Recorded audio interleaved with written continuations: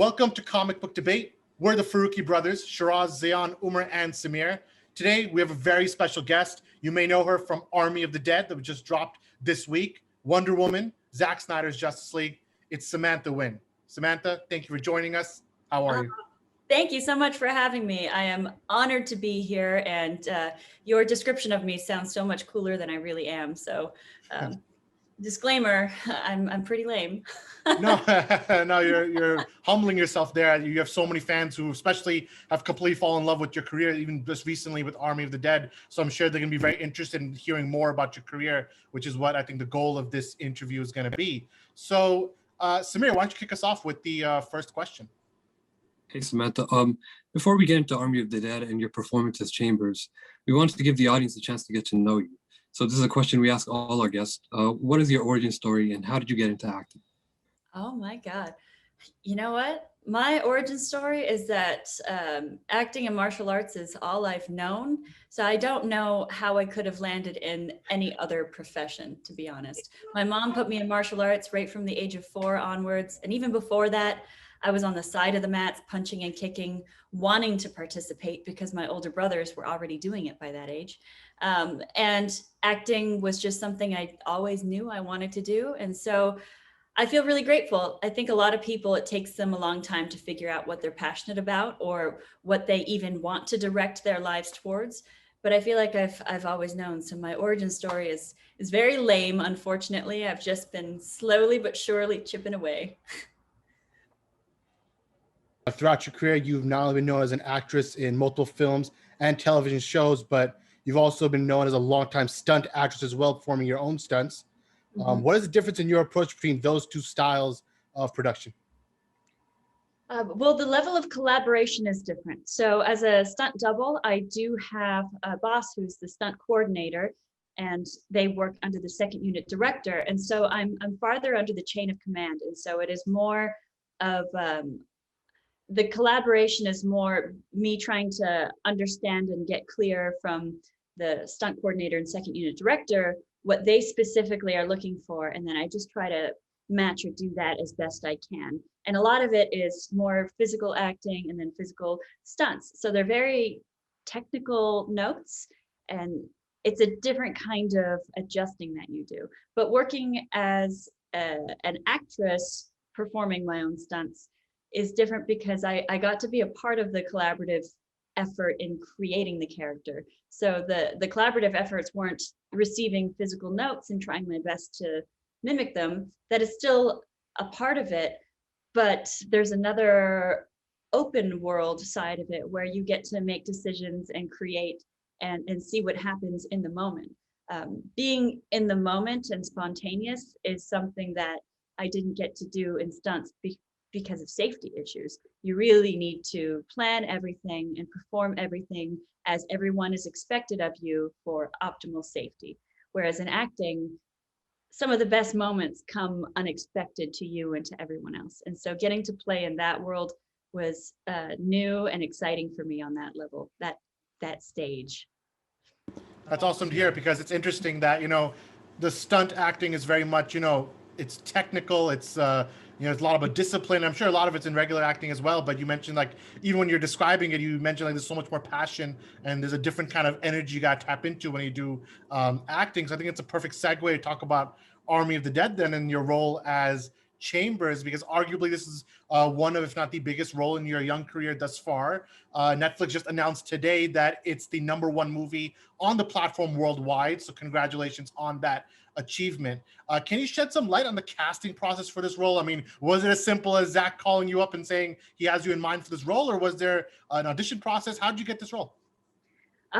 So it was a bit of a journey that I had to take myself on to get the role. I had heard that Army of the Dead was in pre-production, and I could see the synopsis of it, just like everyone else was reading online when the announcements were made. I was like, oh my God, there's mercenaries in Las Vegas, and there's like, this movie is going to be so fun. And then I'd look at my phone and there's nothing, and then I'd look again and there's nothing. And I started to get so antsy because I really wanted to be a part of it. I got to read all the character descriptions, and I just fell in love with the story and the characters. And every day that went by that I didn't hear something, I knew that I needed to do something. I didn't want to kick myself later if it was my own fear or fear of saying something or speaking up that would hold myself back. So I called a bunch of friends, and over the course of 3 days, they had to reassure me, Zack will not think that you're entitled if you ask to audition. The Snyders will not suddenly hate you just because you asked to audition. There were all of these things I was telling myself because my biggest fear is that I would come across as ungrateful for everything they had already done for my career. But my friends played a huge role in encouraging me otherwise. And so I finally did just text Zack and ask if I could audition and say it would just be an honor to show my work, not feeling like I need to get any role or anything, but just to audition would be a blessing. And the moment he responded, all of those fears seemed so stupid because of course he was happy to have me audition. And I had worked it up to be this huge thing in my head that it just was not. And yeah, from there, the casting director sent over the sides, and I basically handed him a short film instead of a typical audition because I wanted him to know how grateful I was for the opportunity. And yeah, then a few weeks later, casting called, and John Papsidera was on board, and I was able to be Chambers. It was the ride of my life. Well, speaking of Zack Snyder, you've gotten a chance to work with him now multiple times. Mhm. How is the experience on Army of the Dead different from other collaborations that you've done with Zack Snyder? On Army of the Dead, it was probably the closest that I've gotten to work with him because as a stunt performer or smaller roles prior, I just wasn't, I wasn't a part of those collaborative processes when it comes to crafting the character and prior to shooting. And then B, I was a part of more than just the action scenes and just the days of shooting for all the fights. So it was very different when it comes to that. Also, because Army was a step out of what he was doing prior with all of the comic book films. He was his own DP, he was operating the camera, so he was just feet away from us at all times. It was a vastly different experience, but it probably wasn't all that different, and it reminded me very much of the Sucker Punch days. That was another original project of his, and he was so involved in every step. You could feel his passion. It really reminded me of that, but like an unfettered Sucker Punch, because there was no, oh, we can't do this, or the studio doesn't want us to do this, or PG-13, so we can't do this. There was none of that. I feel like he went for it, and it was so amazing to watch. Absolutely. And I guess we can just jump straight into spoilers for Army of the Dead. Not only was Chambers one of the fan favorite characters to come out of the film, but you also had a couple of scenes that are constantly brought up as highlights on social media and online. What was your favorite scene to shoot in the film? Also that scene. I think the feeling of getting to go to town on so many zombies in one scene, and with such long takes too. We would have takes where there might be 10 to 15 kills in one take, and just the adrenaline that you get from that. And I would describe it as a kind of magical feeling purely because of the collaboration that was required. So something that you can't tell watching is that the lighting effect for the gun was actually manually done from a remote control from Matt Rigetti, who was one of the fight choreographers. He was actually crouched on top of a shelf in the corner of the room in the dark so he can't be seen. And he had a remote control, and he knew the choreography even better than I did. And so every time I aimed up the gun, he had to hit the button to make the muzzle flash. That's how the gag worked. So the timing for him being able to watch me, and every single time I'm supposed to shoot, he's the one that's activating it. And then for me, waiting until I see the muzzle flash before continuing in the choreography. That combined with the actual choreography with the zombies and, you know, all of us working together, each person moves differently and has slightly different timing. So getting to go through everyone and syncing up, and then also Ian Seabrook was the second unit DP and also operating the camera, he caught everything. So just the dance between Ian, myself, the zombies, Matt Rigetti, and then Damon Caro, who was directing second unit that day. I don't know if something like that would have been possible with any one of those people missing. It was so very necessary to get what we had shot in that day. And I feel proud because we did shoot the fight sequence in one day. So that was just a day where I think we were all beaming and we all knew that we had some sort of well-oiled machine and we just felt on fire. So I'm so proud of that day. It was my favorite. That's amazing. Yeah, it really was one of the best scenes in the film. Oh, thank you so much. It was extremely fun to film. Can you tell us about shooting your final scene in the movie? It was another fan favorite moment, and where you combined your acting and stunt skills. Did you do all your stunts in the film? I did do all of my on-camera stunts in the film. And the only reason I say that is because I was a former stunt double. And so I feel like it's necessary for me to acknowledge that part of that job is more than just what you see on camera. Like you'll do prevising and you'll help iron out all the kinks in the choreography ahead of time so that I can step in and it's already set and good to go. But Natalie Padilla did chambers in the previs, and I'm sure she tested all of the gags in the window before I even had to go to it. So she was very much a part of the process. But on camera, yes, going through the window and all the shooting and stabbing and all that fun stuff was me. Yeah. I think you made it. Go ahead. You asked about the last scene in the movie too. That was a moment where everything I had trained for, I was so grateful for, because there was actually quite a bit of obstacles and quite a bit of things in real life that you don't see on camera that were kind of difficult to navigate while also trying to act and be present in an emotional moment so everyone can, feel the impact of the death.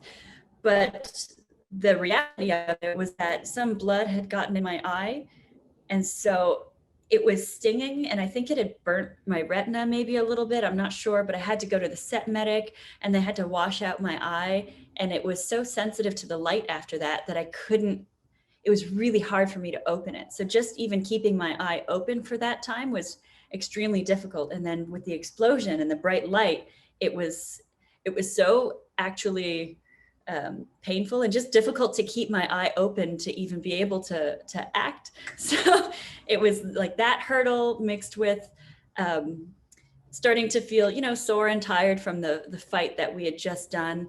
It was a lot of real life things that I'm glad I did training for ahead of time, whether it was in acting classes or, just those times in life when you're exhausted, but you push through and you feel proud afterwards. I'm glad I had done all that. I knew that it was in me and possible, and we were still able to make the moment happen.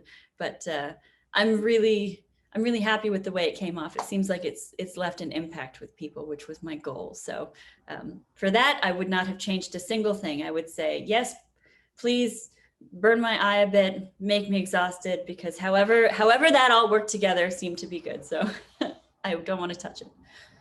I mean, you speak on like these kind of trials and tribulations that happen on set that, when you're watching the movie, you don't think about how difficult each and every scene must be to put together. And that's why I think it's so important that you actually, for a second right now, you took a side. You're like, listen, how important it is to recognize the stunt doubles, recognize the people who are training and acting and putting themselves on the front lines, basically, of a production to make these kind of magical moments happen on screen. So I think that's a very good, important thing to kind of distinguish out, that like for someone in your position who's been on both sides of that kind of world, right? So, and then speaking of kind of your stunt work, I mean, your roles in the DC films have been a lot of fun for fans to point out, especially after Army of the Dead. I'm seeing a lot of new fans who are just getting introduced to you or pointing out like, oh, here she was in Man of Steel, here she was in Wonder Woman. And it's like you're opening new eyes. So with your roles on DC films, I mean, you played a Kryptonian soldier in Man of Steel. You were obviously you're on Amazon for multiple DC films, including Wonder Woman and Zack Snyder's Justice League. I mean, across the board, including Army of the Dead, you've always played these strong and bold women. Why do you feel like these roles can inspire other women and children to have confidence in their abilities, like you did in developing your craft? Well, firstly, thank you. It's really special to me that that is seen and felt in the communities, because it is extremely important to me. The ways I think that it will impact younger women, or just the next generation of people in general, is that it is creating a different norm. And I think that for decades and decades in our film industry, things have looked a certain way. People have looked a certain way. Gender roles have looked a certain way. There's just been a cookie cutter, one size fits all look and feel to film. But just recently is it now coming into a different direction, where we have diversity in all regards: nationalities, ethnicities, physical appearances. And so films like Army of the Dead and Justice League and Wonder Woman, where the Amazons and the groups of people are made up of all kinds of different people, it's special because that is what kids are seeing as everyday life and normal. And so they're not growing up thinking, I can't be this because I don't see that around, that doesn't exist. They're growing up thinking, oh, people that look like me are doing this and this and this and this, and the world is our oyster. So it removes some of those limitations that I think people like our age and generations even older have had to overcome and deal with. There are these barriers or limitations that we've put on ourselves because things haven't been done before. But the more we can break those barriers, and the more standard we make them, and the more pressure we put on everyone else to keep up with this trend, I think is extremely important for the next generation. And it's a step forward for humanity and for the world, and, you know, uniting us as human beings. I think that has been especially important this year. And so I think Army is another step in that direction. And I'm proud to be on that end of the spectrum. Mm-hmm. So we wanted to ask you a little bit about, you mentioned your martial arts training. Can you go into that a little bit more about that training and what that experience was like?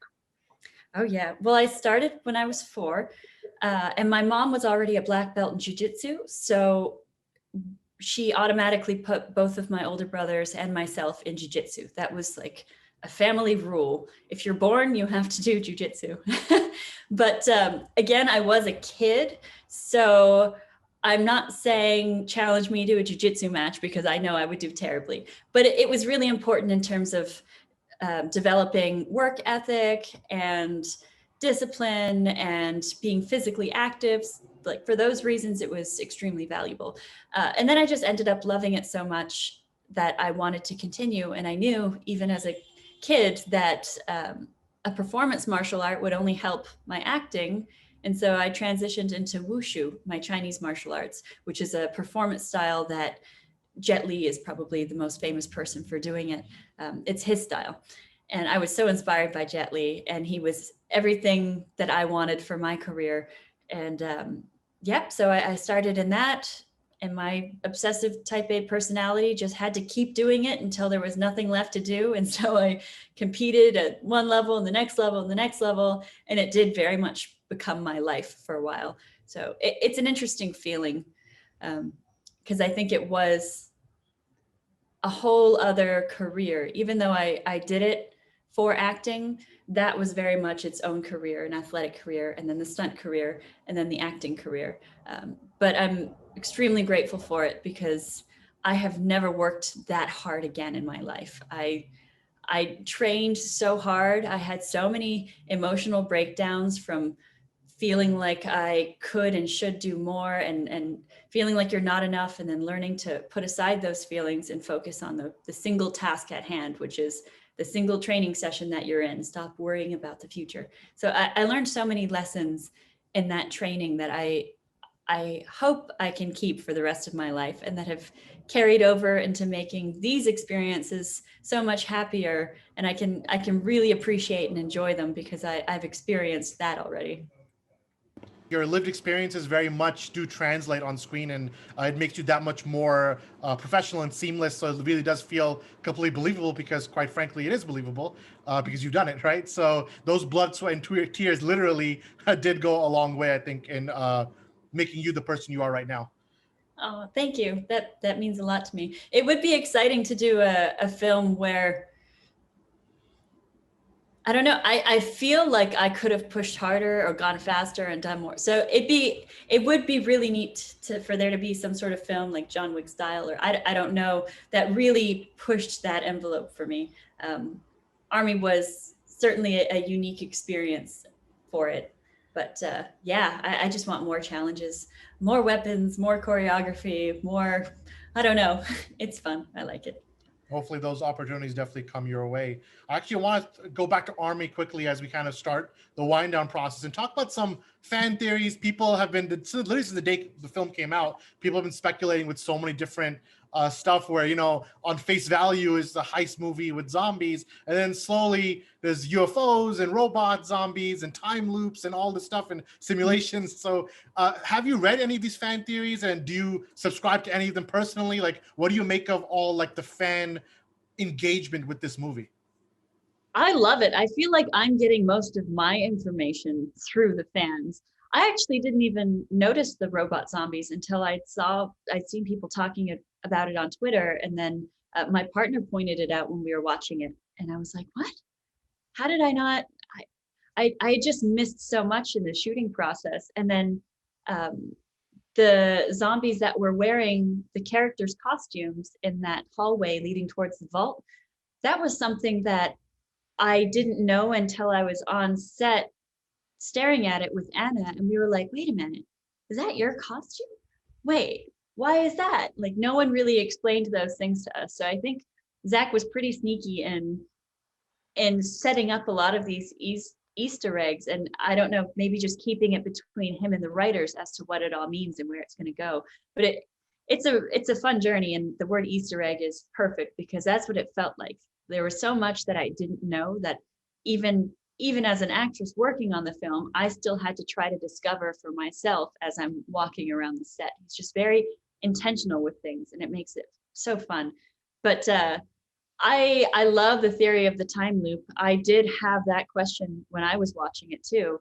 I was like, what does Omari's character mean by this? It's there, and then it's a moment, and then it isn't really delved into afterwards. But I know that Zack has a plan for it. He is an intentional person, like I said. So I'm just as curious to find out. But if there is some sort of time loop, alternate reality where Chambers gets to redo her path and maybe it ends a different way, I would be totally down for that. That would be my favorite theory.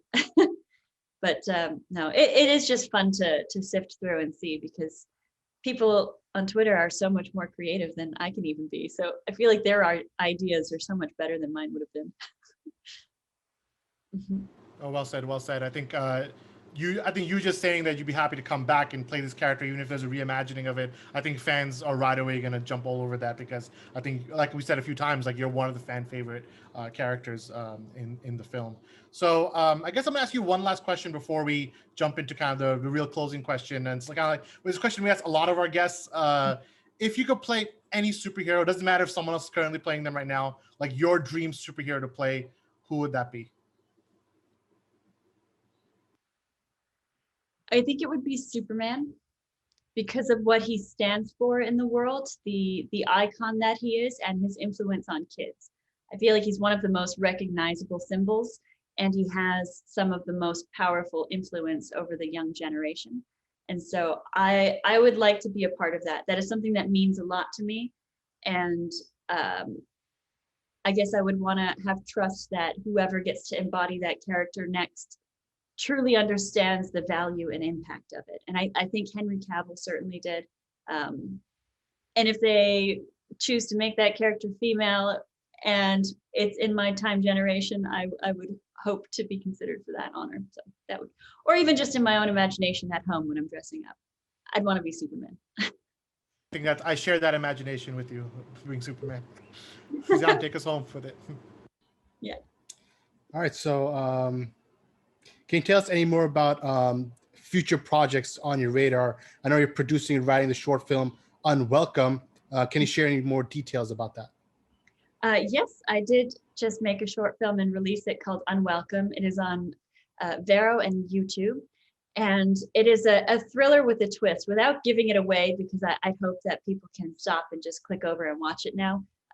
It's a project, I think, with a strong message, but because it was crafted during the pandemic and in a very heavy year for, I think, most of the world, we tried to present it in a way where people would still have fun watching and be able to absorb a good message, but also be able to say like F yeah by the end of it and just have had a good experience. So any tensions that you might feel in the film early on, I think has a payoff and gives you a very satisfying feeling after the twist. That's what I'll say about it. But yes, that would be my focus. I hope everyone can go check that out. It is my first project releasing that I have actually co-written and co-produced and starred in. And it was a pandemic project. And I'm just proud of it. So I hope people can check it out. That's awesome. And we'll link that in the description. So you guys, if you just heard this right now, definitely jump in and check it out and leave a like and a comment on this short film for sure. Samantha, I want to thank you so much for sitting with my brothers and I for this short interview. We really appreciate you jumping on board with us, and congratulations on Army of the Dead and the success that you're seeing right now.